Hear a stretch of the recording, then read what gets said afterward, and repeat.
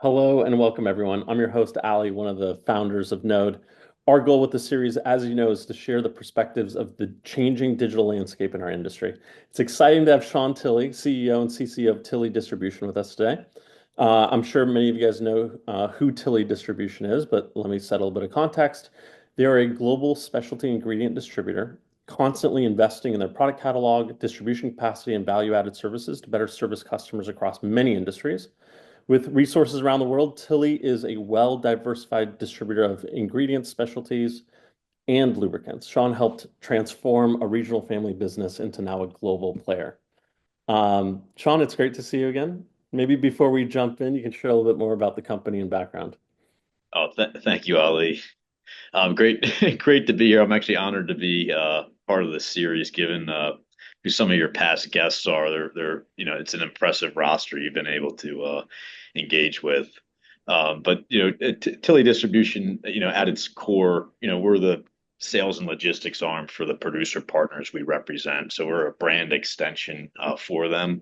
We take their products from the manufacturing center, and I say we hold the responsibility to get them, sold into the marketplace and get those product lines growing in the marketplace. So really, distribution has two masters, with the customer and the supplier, and so we try to bridge that gap and create a line of transparent line from the producer to the end user.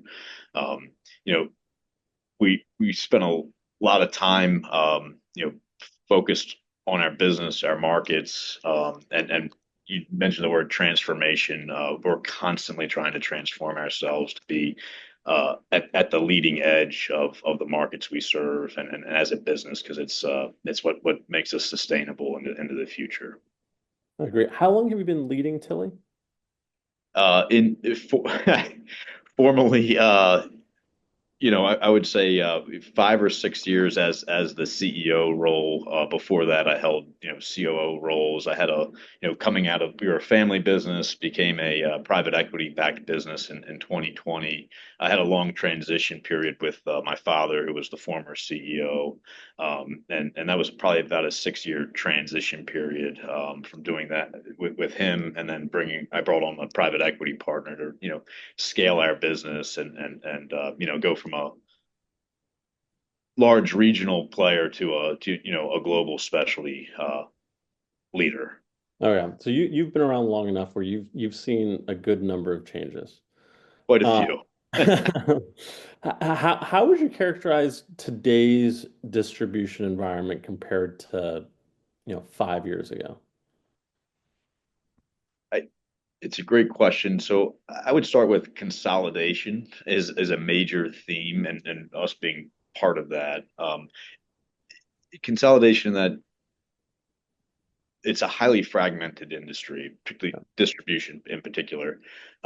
There's all kinds of different markets that get served. There's all kinds of different players, but I think there's really within the consolidation, you have this professionalization of distribution. We're moving away from these family-run lifestyle businesses, um, and there's also innovation aspect. So you have a group of the market that's moving towards getting bigger, getting more professional, being more innovative, and you have still a large tail of the distribution segment that is lifestyle, family run. And I think over the last 5 to 10 years, that divergence has gotten more and more extreme. And so my vision, or my foresight on the industry, is that it continues to consolidate, and we'll get more and more larger players, more and more those larger players will get more and more focused in certain aspects of the market. I think the days of be everything to everyone is diminishing, and we're seeing that with what I call the big two, where they themselves are starting to pare down their organizations, be more segment focused, get more aligned to their producer partners and markets. So those are kind of the big themes that I think have transitioned over the last 5 to 10 years. There was a lot there, and we've kind of seen the same thing where like the majors see businesses like yours as very, very attractive. And they've acquired a lot over the past many years.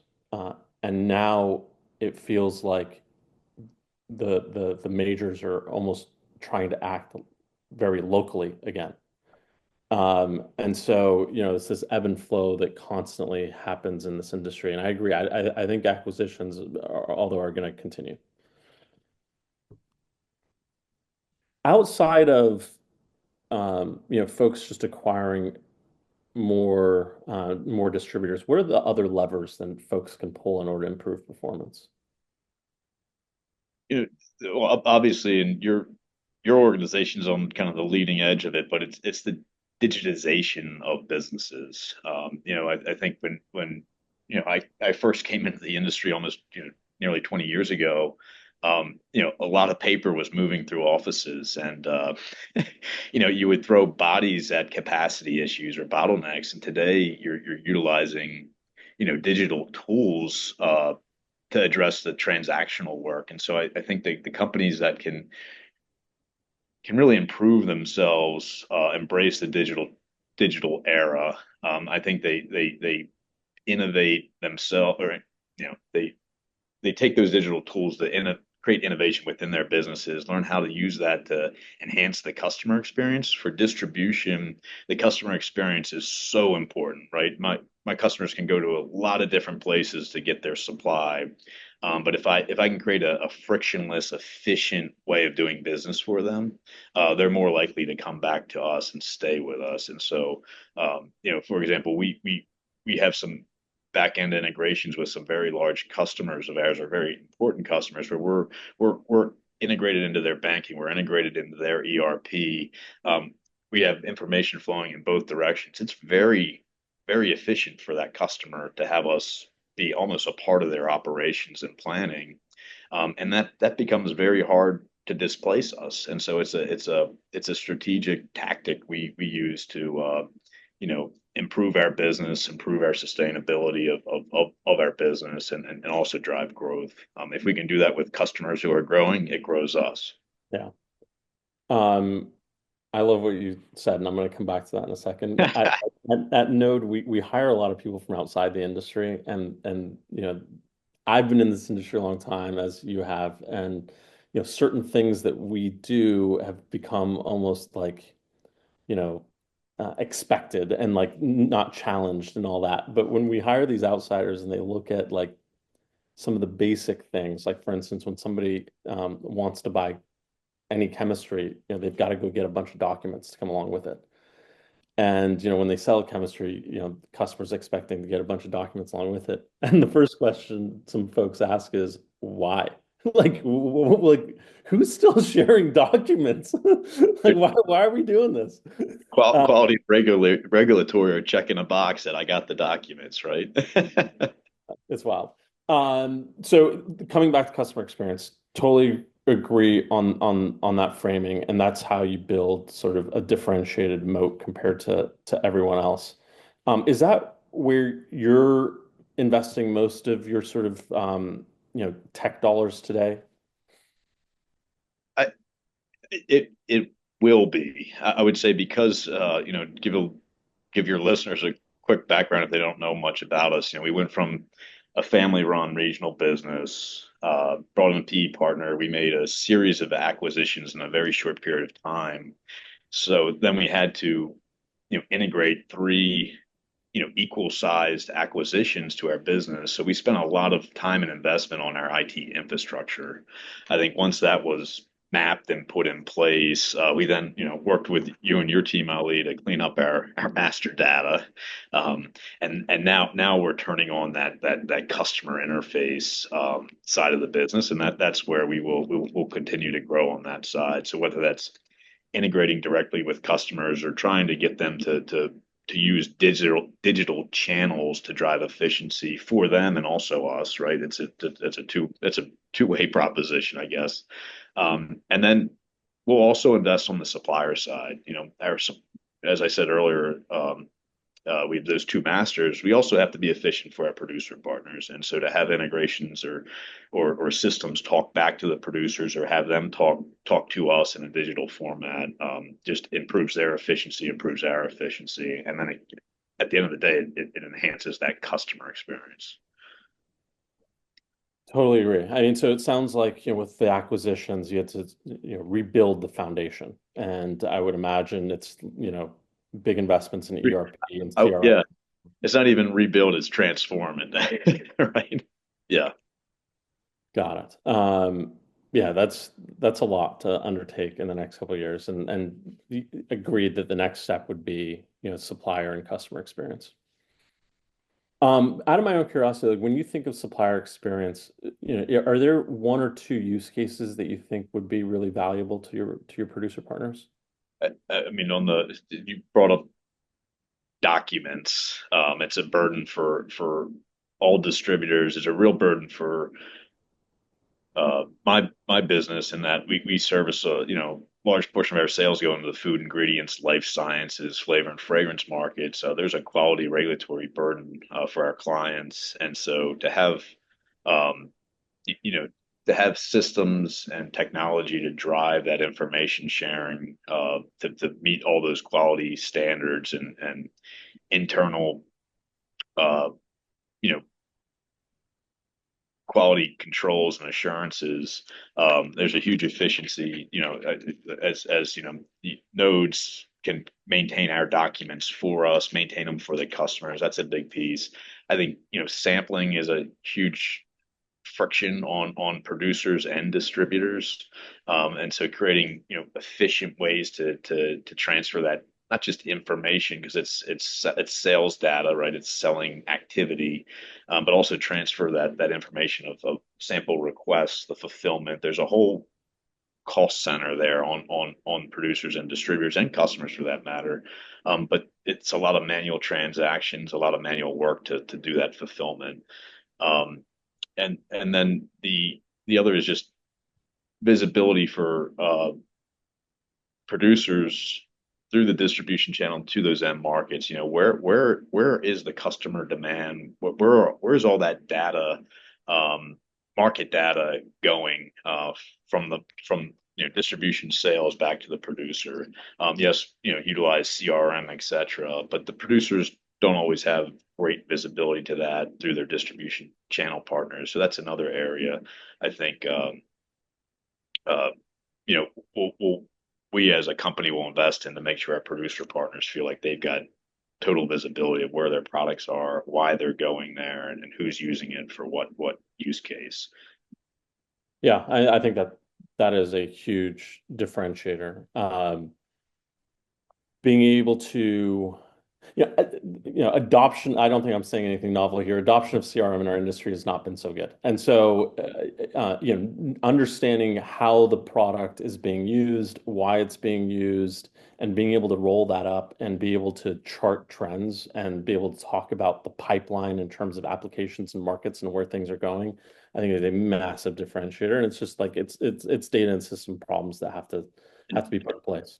Yeah, and we've seen what I mean, we've seen customer data or sales data where we scratch our heads. Why are they buying this product? They're in this totally different market segment, but they're buying something from another one, and you kind of scratch your heads. Well, that's something that producers would love to Yes. understand or know, right? It's like, well, they're using product X, like how and why, and so you go find out why, and then now you've got this knowledge of something, that maybe there's a whole new application that's possible with that chemistry. There's nothing better than taking an existing asset and taking it to a new market. There's Exactly. nothing. That's People love that lever. People love that pricing lever. But yes, right. that is certainly a big hot topic. So you guys have spent a good amount of time, as you said, transforming a lot of the foundations. There's, based on my knowledge, I think Tilly's ahead of many others. What guidance would you give folks as they go through their own transformation? Their digital transformation, or yeah, I think it goes back to where we connected with your team, Ali, and that's get your master data. structured properly. Because at the end of the day, you know, everything you do digitally on the business is just it's a transfer of data. And so if your master data is clean, you can then get good data, good analytics on your business. So that's the first and foremost. Um, Two is have your team, make sure you have a team that understands, good master data, understands analytics, can translate it to the rest of the org. I think that's a big component. I think it's one thing I don't take credit for. I think I got lucky with the team we built internally. They really understood how to implement digital tools, how to work with them, how to, bring in outside resources when it's needed. Um, and the final component is your organization needs to be ready for it. Are they ready for change? And so can you manage, can you effectively do good change management? Because as you digitize the business, as you change systems, as you bring in new systems, um, to quote the book, you're going to move a lot of cheese, and a lot of employees are scared of change. So that's a critical component to success. You take working with your team, Ali. I mean, we redid all our product codes. And so at some point, every customer service rep was now looking at a whole new code set and getting them mentally prepared to handle that change, have it not impact the customer. It takes time. It's not, there are going to be people in your organization who probably can't handle that difference or change, they use a change word too much, but can handle that. And so, you need to be prepared as an organization to absorb the digital transformation. It's such a huge part of it. When we step into any account, it's so important to have the leaders of the company around the table. One, to like stress the importance, but also to try to change mindset. Because no matter what you build, if you don't have the right processes on the back end, you're Yeah. just wasting time and money. And if Uh, the organization doesn't trust those leaders, it's going to fail, right? So but I will say I've been pleasantly surprised as to how open folks are when leadership makes it clear how important it is to them. And I think it always starts there, right? I mean, it's basically saying, look, I'm putting a stake in the ground. I'm saying that this is like important for the entire organization. We've got to rally behind this. And like if there are concerns, like surface them, but like this is the direction we're going. yeah, Uh the and clear why, and then show them how, and yeah, create that buy-in before it happens. look, it's great seeing you. Thank you for all the thoughts. People love listening to these, short, informal conversations from people like you that are helping move the industry forward. So thank you for doing everything that you're doing, and I'm looking forward to seeing what you guys build next. Thank you, Ali, and again, I'm honored to be on the podcast.